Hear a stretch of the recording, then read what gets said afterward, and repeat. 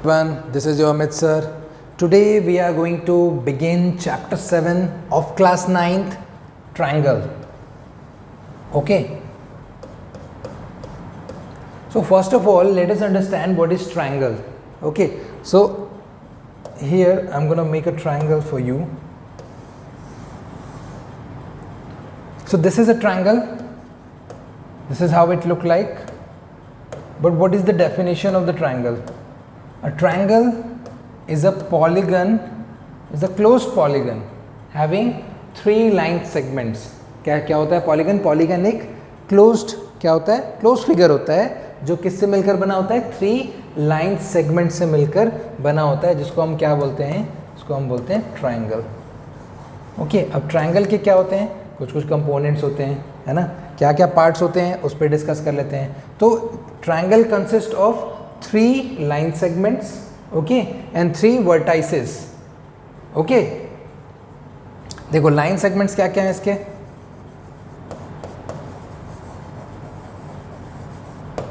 तो इसमें line segment में क्या क्या पार्ट आता है आपका? Line A B, okay, line B C and line C A. Okay, these are the 3 line segments. अब इसमें वर्टाइसेस कौन कौन से आते हैं? वर्टिसेस होते हैं, देखो यहाँ पर ए बी एंड सी, इसको हम क्या बोलते हैं? एंगल्स भी बोलते हैं. एंगल्स. अब there are 2 kinds of labelling. Till class 5-6 बच्चे क्या करते हैं? सीखते हैं एंगल ए बोलना, एंगल बी बोलना, एंगल सी, 1 पॉइंट लेबलिंग करते हैं. लेकिन actually originally when you get into the class 9th standard, more or less you can say that from class 7th onwards we have to start writing angle A को नहीं, हम क्या करते हैं? 3 point labelling. तो एंगल ए को मैं क्या ले सकता हूँ? एंगल बी ए सी, और I can write that angle C A B. बात एक ही है, ठीक है. Just like that for angle B what we can write? Angle A B C, और I can say that angle C B A. Okay, same thing goes with angle C also. इसको मैं क्या बोल सकता हूँ? एंगल ए सी बी और angle B C A. अब देखो इसमें हाईलाइट वाले पॉइंट क्या है? जिस एंगल के बारे में बात हो रहा है उसका जो नेम है वो कहाँ पर है? सेंटर पर है ना. देखो एंगल बी के बारे में बात हो रहा है, यहाँ पर एंगल सी के बारे में बात हो रही है. Okay, so these are the major components of a parts of a triangle. Okay, so this is the triangle. Triangle क्या था? रिवाइज कर लेते हैं थोड़ा सा. ट्राइंगल क्या था? Triangle is a close polygon made up of 3 line segments. Okay, now coming back to our next topic, congruency of triangles. Congruency का मीनिंग क्या होता है? सुपर इम्पोजिशंस. सुपर इम्पोजिशन का मतलब क्या होता है? सुपर इम्पोज करना. जब 2 चीज़ें आइडेंटिकल होती हैं, राइट, अगर आप 2 चीज़ें आइडेंटिकल लेते हो तो वो 2 आइडेंटिकल चीज़ें क्या होती हैं? एक दूसरे को हमेशा क्या करती हैं? सुपर इम्पोज करती हैं. For example, simplest example, in your body right now, ये आपके हैंड के पाम्स हैं, ठीक है. If I remove this ring, अगर मैं ये रिंग रिमूव कर दूँ तो अब देखो ये 2 हैंड के पाम्स कैसे हैं? एकदम आइडेंटिकल हैं. क्यों? क्योंकि जब मैं इनको एक दूसरे के ऊपर रखूँगा तो ये क्या हो जा रहे हैं? एक दूसरे को सुपर इम्पोज कर रहे हैं. तो ये दोनों कैसे फिगर्स हैं या कैसे ऑब्जेक्ट्स हैं? कॉन्ग्रुएंट ऑब्जेक्ट्स हैं. These objects are called congruent objects. So just like that in triangles, when 2 triangles superimpose each other, right? अगर मैं यहाँ पे लिख रहा हूँ, ये मैंने बनाया ट्राइंगल ए बी सी, और यहाँ पर मैंने बना दिया triangle P Q and R. अगर मैंने ये 2 ट्राइंगल बना दिए हैं, है ना, तो ये दोनों अगर कॉन्ग्रुएंट है, if they are congruent to one another, which means इसके सारे ही कोरस्पॉन्डिंग पार्ट्स क्या होंगे? इक्वल होंगे. ए बी के साथ कौन सा पार्ट इक्वल होगा? पी क्यू इक्वल होगा. बी सी के साथ कौन सा पार्ट इक्वल होगा? क्यू आर होगा. Okay, and then C A के साथ कौन सा पार्ट इक्वल होगा? आर पी इक्वल होगा. ये रही बात किसकी? साइड की. Now move on to the angle part. Angle part पे चलते हैं. So in the angle part ये देखो, angle A is equals to angle P. अब अभी आप बोलोगे कि सर अभी 3 पॉइंट लेबलिंग बताइए, अभी 1 पॉइंट लेबलिंग करें. No, we can do that. We can do in the 3 point labelling mode also. अगर आप लिखना चाहो तो उसको आप क्या लिख सकते हो? Angle B A C is equals to angle QPR. But while writing you have to make sure that you are writing in the same sequence. अगर मैंने BAC लिखा है तो आप इसको क्या लिखोगे, QPR ही लिखोगे. Okay, you cannot write RPQ. All right. So same thing goes with angle B, which is equal to angle Q, corresponding position पर है. What I can write it is angle ABC is equals to angle PQR. Okay. Coming back to angle C is equals to angle R, or I can write that angle BCA is equals to angle QRP. So these are the corresponding parts. ये parts क्या हैं आपके corresponding parts हैं.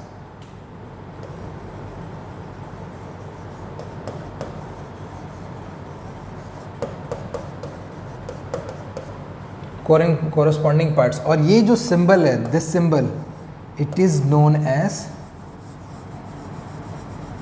congruency symbol. Okay, so this is the basic information. This is the basic information about the congruency in between two triangles. Okay, so coming back to the parts. अब आते हैं हम किस पे, types पे.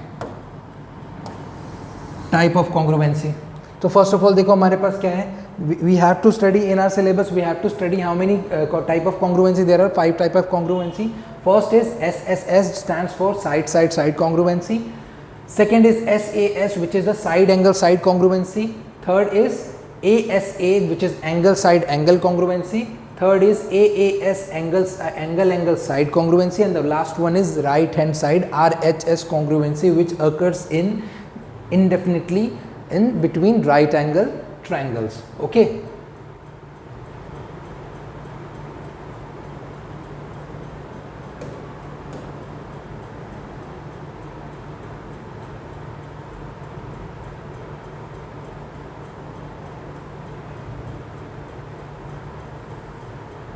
Give me a moment. Okay, coming back to this congruency of triangle. All right. So what is going to happen in the congruency of the first one is SSS congruency. तो हम first क्या ले रहे हैं, SSS congruency. Let us understand SSS, which stands for side congruency. So let us take two triangle. ये मैंने दो triangle ले लिए, ठीक है. The first one is the purple one and the second one is the pink one. Okay, so in the first one I have taken the name. For the second one it will be PQR. We can name it differently according to your like. A B C. अब देखो यहाँ पे होगा क्या, if I'm saying if AB is equals to PQ, okay, BC is equals to QR and CA is equals to RP, then by using SSS congruency criteria, by SSS congruency criteria, triangle ABC will be congruent to triangle PQR. Understood? तो ये क्या है, ये होता है congruency criteria. अब आप बोलोगे इसमें कैसे situation कैसे occur होगी. So for suppose I will say that कि ये क्या है, this is 5 centimeter in length, तो ये भी क्या होगा 5 centimeter in length, ठीक है. This is 6 centimeter in length, this is also 6 centimeter in length, this is 4 centimeter in length, and this is also 4 centimeter in length. So this is the situation. This is the kind of example that can come into the exam. The length of the three corresponding sides of both of the triangles with respect to AB to PQ, EC to QR, and CA to RP. If they will be equal, then by SSS congruency criteria you can say that the triangles are congruent to one another. Okay, the triangle ABC will be congruent to triangle PQR. Okay, if you want to mark it, you can make the relation like this also. So this is the basically SSS congruency criteria. This is called side congruency criteria. Now moving on to the second criteria, which is SAS. So SAS stands for side angle side congruency. Side angle side means what? Again we're gonna take the two triangles. दो triangle ले लेते हैं हम.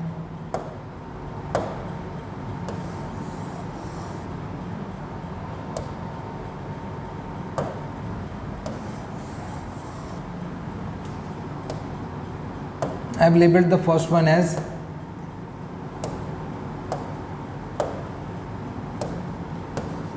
A, B, C and the second one X, Y and Z. So in side angle side congruency criteria, what is there?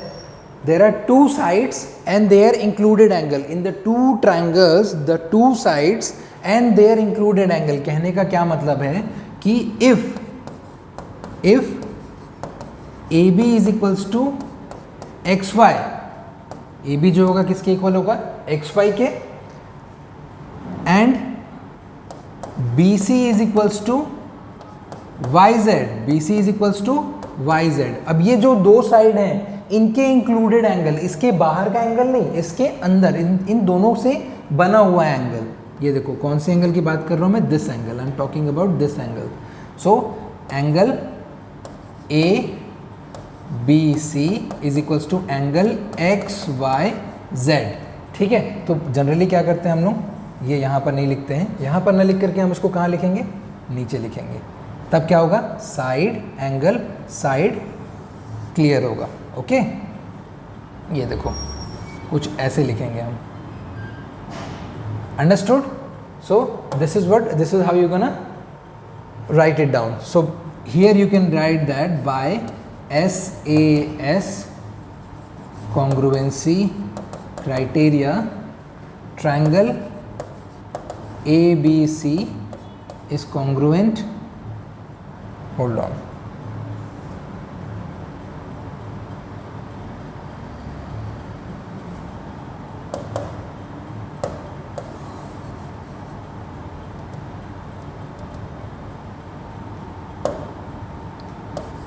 Triangle ABC is congruent to triangle XYZ. Okay.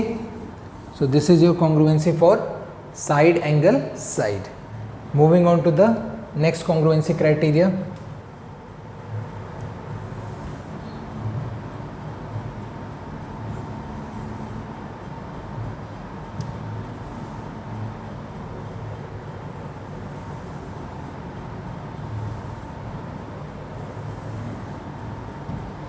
Moving on to the next congruency criteria, what do we have here? We have here angle side angle congruency. Okay. So ASA stands for, as I said, angle side angle. See, we haven't seen the example of the previous slide also. We'll understand that right away. देखो अगर यहाँ पर by the way अगर कुछ labelings given है, labelings like what? This is 2 centimeter and this is also 2 centimeter. So it is in terms of measurement. Sometimes क्या होगा in class 9 basically what you're not gonna get a numerical value of the length of the or the angle. Indefinitely वो question में क्या बोलेगा आपको sides के term में ही mention करेगा either in the given data or you have to prove. So we'll get to that part when we'll do the exercise. So I'm just for example I'm just out of curiosity I'm telling you, and this is 60 degree. ये भी क्या होगा 60 degree. This is 5 centimeter and this is also 5 centimeter. So see, their corresponding position of the sides are similar. So according to that, we're going to use the congruency criteria. Now then the next one, what do we have? Again, we're going to have to take two triangles. So these are the two triangles. X, Y, Z, P, Q, R. Now as the name suggests, what is going to happen? Two angles in the two given triangles, two angles and their included side, which means if I'm taking angle X Y Z is equals to angle P Q R. Okay, कौन से angle की बात की मैंने? इस angle की बात की, ठीक है। This angle is equal to this angle, and then मैंने बात की angle, the next angle is X Z Y is equals to angle P R Q, X Z Y and P R Q. Okay, and their included side, अभी इनका included side कौन सा हो गया? ये देखिए इनका इंक्लूडेड साइड कहाँ पर है? इन दोनों से बना हुआ, इन दोनों के बीच में जो साइड अवेलेबल है, which is Y Z is equals to Q R. Okay, so this is what, अगर इस टाइप की सिचुएशन आती है तो यहाँ पर हम क्या बोल सकते हैं? By ASA congruency criteria triangle XYZ is congruent to triangle PQR. Okay, so this is the congruency criteria for angle side angle. Moving on to the next one. In the next we have AAS, which stands for angle angle side. AAS congruency, don't write congruency, इसको हम elaborate कर देते हैं, angle angle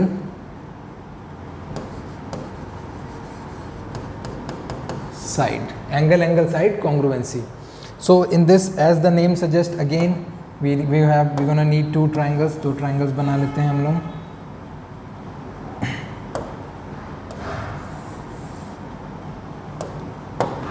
triangles का नाम ले लिया हमने MNOPQR. Okay, these are the two triangles. Now as the name suggests, angle angle and one side. ठीक है, तो अब इसका मीनिंग क्या है? दैट मीन्स इससे प्रीवियस वाले में क्या था? एंगल साइड एंगल में, दैट वाज, यहाँ पे देखो कंपैरिजन में अवेलेबल है हमारे पास angle side angle, two angles and their included side. इसमें क्या है? इसमें आप टू एंगल्स ले सकते हो, ठीक है, और ज़रूरी नहीं कि साइड क्या हो, उनके साथ वाला हो, वो क्या हो, अदर साइड भी हम ले सकते हैं। तो if angle MNO is equals to angle PQR, okay, MNO is equals to PQR, and angle NOM is equals to angle QRP, then either of the side, अब के बीच के इंक्लूडेड साइड को नहीं, हम या तो MO भी ले सकते हैं, MO is equals to PR, और हम बोल सकते हैं MN इज इक्वल्स टू QR। I am taking MO is equals to PR. So by angle angle side congruency criteria, triangle MNO will be congruent to triangle PQR. Understood? ठीक है, so ये मैंने क्या किया, यहाँ पे मैंने मार्किंग डाल ली, and this is your angle angle side congruency criteria. Okay, moving on to the last one, last type of congruency is the next type of congruency is RHS, which is right angle hypotenuse side. So this is happens in the triangle right angle triangle. So we're gonna take two right angle triangle.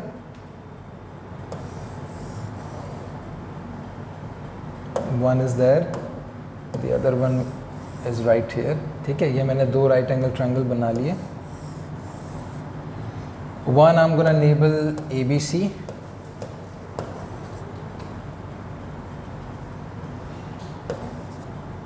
and the second one is X, Y, Z. Obviously these are the right angle triangles. तो यहाँ पे as the name suggests क्या एक right angle होगा, that is available. Angle B is equals to angle Y is equals to 90 degree. तो दो चीज़ें क्या है, स्टेशनरी हैं, which is one is 90 degree and the other is the hypotenuse. ठीक है, तो 90 डिग्री क्या हो गया, सेम हो गया, and the hypotenuse BC is equals to, AC is equals to, not BC, AC is equals to XZ. ये आपका हाइपोटेनस हो गया. अब इसके बाद जो नेक्स्ट पार्ट है, ये जो साइड बोला है, फॉर दैट साइड क्या करना है हमको, उस साइड के लिए या तो बेस टू बेस या perpendicular to perpendicular. Okay, either base. देखो यहाँ पे क्या क्या हो सकता है, BC इक्वल टू YZ और AB is equals to XY. Okay, ये दो क्या हैं, फिक्स हैं, इन दोनों को तो हमको लेना ही लेना है। इसके साथ हम क्या ले सकते हैं, या तो परपेंडिकुलर टू परपेंडिकुलर लोगे आप, अदरवाइज आप क्या लोगे, बेस टू बेस लोगे, because the corresponding position of the base is to base and the perpendicular to the perpendicular. So either of हम, या तो आप इसके साथ जाओगे या तो इसके साथ जाओगे। तो it depends totally on the given question कि गिवन क्वेश्चन में आपके पास क्या अवेलेबल है। Alright, so bye RHS congruency criteria, triangle ABC is congruent to triangle XYZ. This is the last type of the congruency which you need to understand for the chapter, and afterwards we're going to begin 7.1 7.2 in the next video. Till then read every concept. हमेशा याद रखना क्या है आपको कि जब भी आप एक क्वेश्चन बनाने जा रहे हो, do right the question. Why it is very important to write the question? Because in exam 99% time student forget the question. Solution तो हर कोई learn कर लेता है, समझ लेता है, but they forget the question कि किस question का solution था. So it's my request to you all, do write the question every time when you do the practice. Till then